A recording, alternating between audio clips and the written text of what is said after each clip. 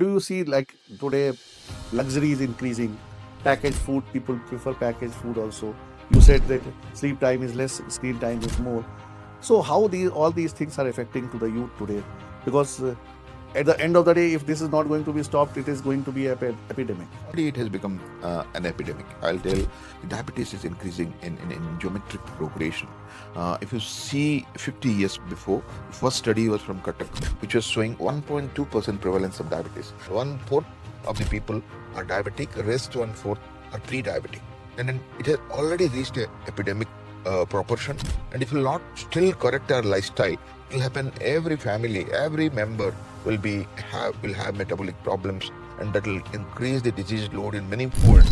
It's a high time that you promote the right lifestyle, early detection, intervention. What will be your advice to the pre-diabetic patients? Keep it in the normal range so that they don't develop complications.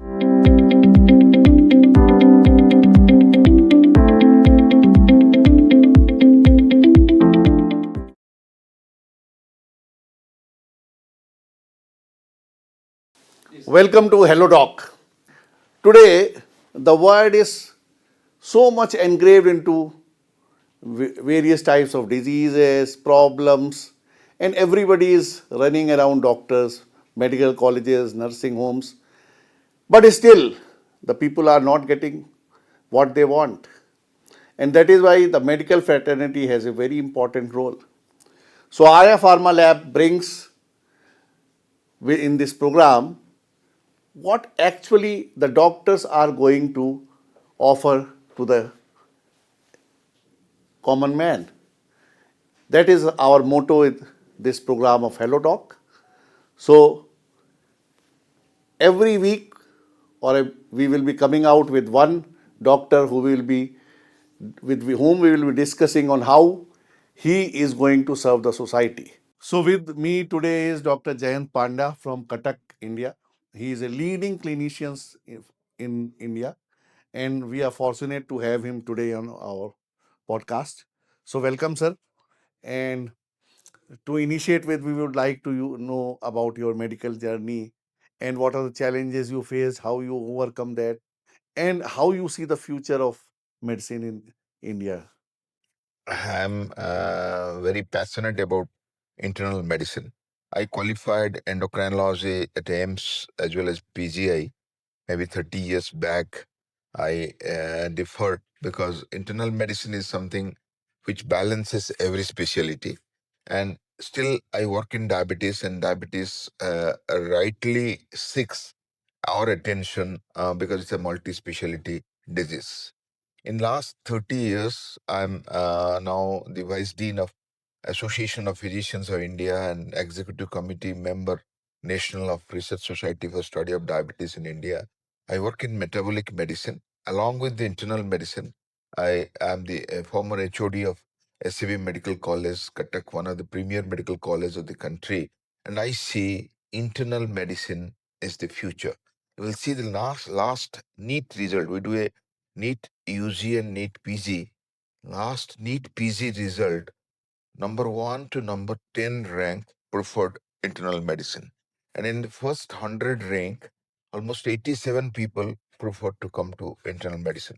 Because in the era of artificial intelligence, the clinical medicine and clinical art remains only with internal medicine. Rest of the subjects can be with a pattern, can be with a machine, but here you have to make a diagnosis of your own. So I'm proud to be a physician associated with physician bodies, and I'm sure internal medicine will never have any challenge in the fraternity, and together will help out many patients in the Southeast Asia, maybe India, Nepal, or around.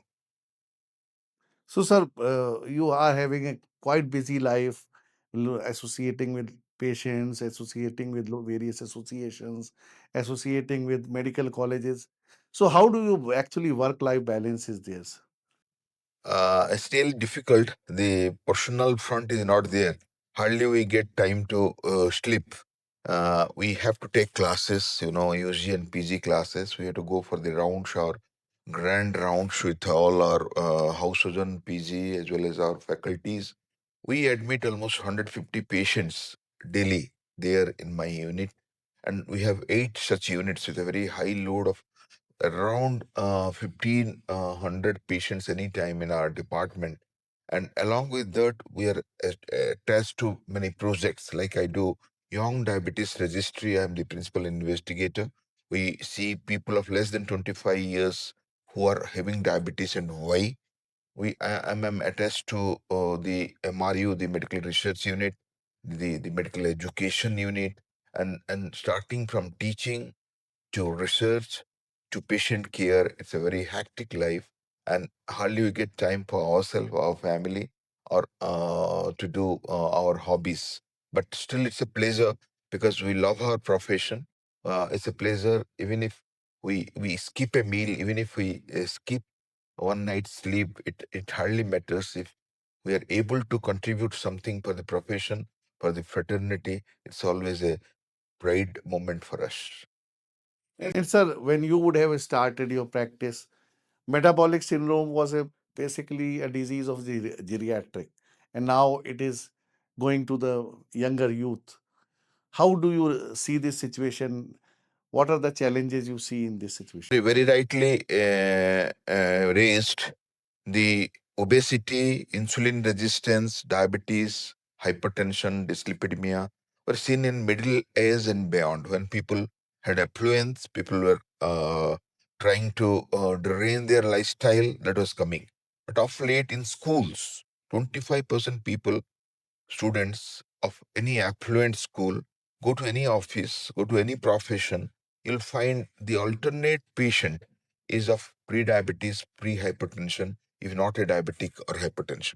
That's because of poor lifestyle. People don't eat the right thing. They take fast food, lot of soft drinks, lot of junk foods, and then hardly they do physical activities. The fibers, the vegetables, fruit, salads have come down. And then with affluence increasing, they don't take physical activities, take affluent foods, but along with that, take a lot of stress because the life has become competitive. And along with that, the screen time has increased, the social media has increased. Even the children are not sleeping in the night.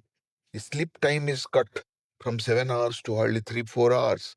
And then lot of addiction. You say alcohol, say nicotine, and there are a lot of addiction. And with this jumbled lifestyle, a poor food, no exercise, more stress, more addictions, and then less sleep time, more screen time with laptop, television, and the mobile, the metabolic problems are increasing in the younger generation. That's a concern that we are working on.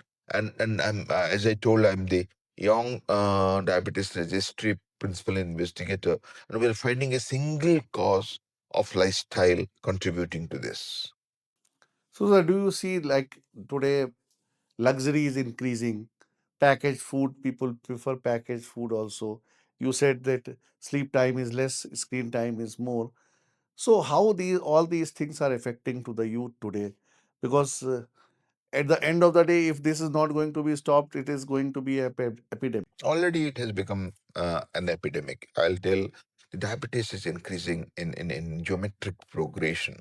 If you see 50 years before, the first study was from Cuttack by Professor B.B. Tripathi, which was showing 1.2% prevalence of diabetes.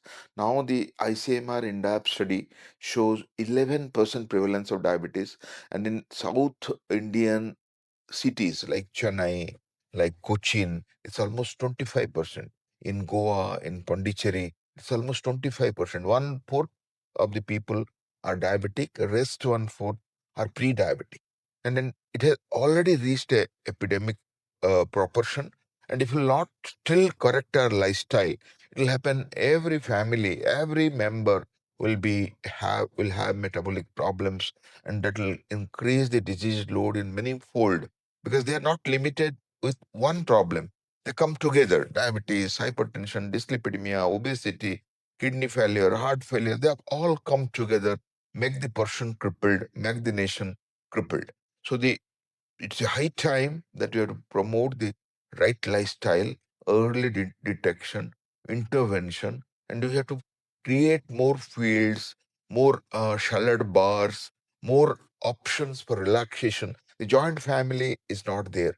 Children were staying with grandparents, and then in a joint family, they're playing, they're relaxing. Now it's all nuclear family, and both the parents are working. They don't have people to talk and just de-stress themselves. And in such a situation, stress is increasing, and social media is making the children worst of any time. You see, the things they are exposed to in social media is changing the direction of the society.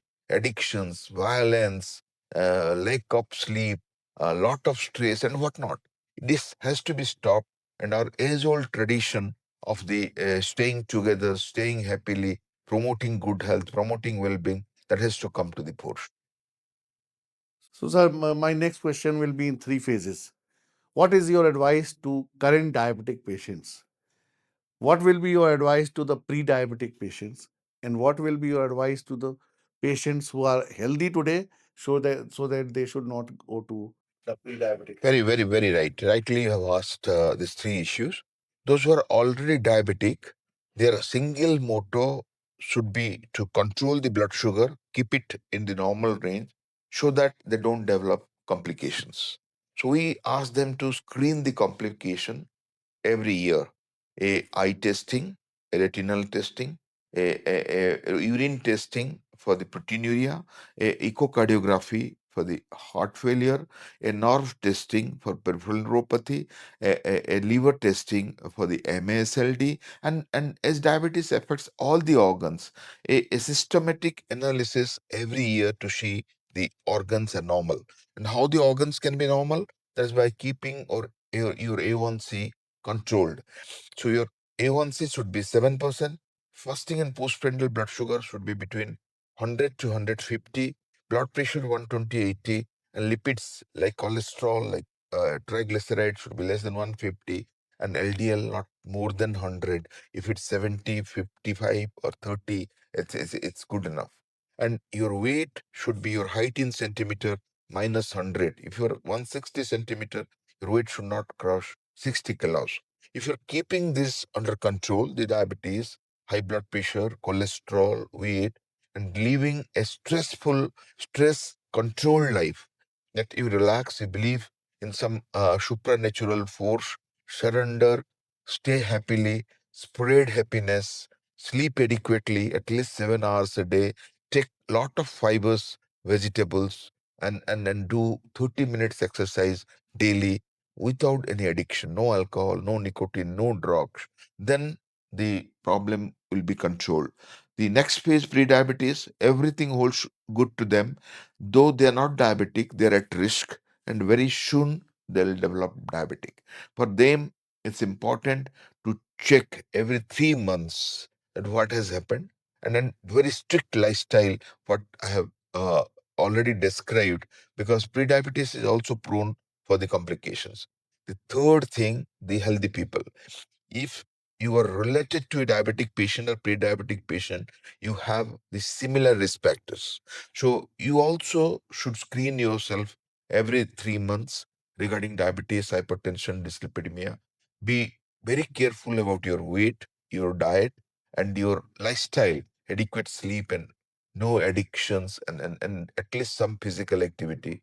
So everyone in this ethnic group, the South Asians, maybe India or Nepal, have to be careful about lifestyle that can keep these problems like pre-diabetes or diabetes away. And those who are already diagnosed, they have to be very alert so that the heart, kidney, liver, lungs, brain are healthy, and they live a normal life, not like a non-diabetic, and don't die early or don't suffer a chronic kidney disease, a coronary syndrome, or a heart failure.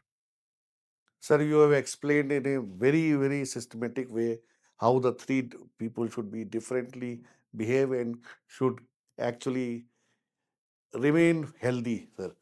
I am thankful to you, sir, that since you are here and we had this podcast, and people who will be listening to you must follow, if they are going to follow this, they will remain healthy. Thank Yeah, you, sir. yeah. Last message to everyone. Uh, Nobody will be there with you. Once you have a failed kidney or failed heart or half of your body is gone with a paralysis, will be with you because your children will be busy, your grandchildren will be busy, and you will be suffering your life. So spend 1 hour of your valuable time daily for your health. Wherever you may be a very busy person.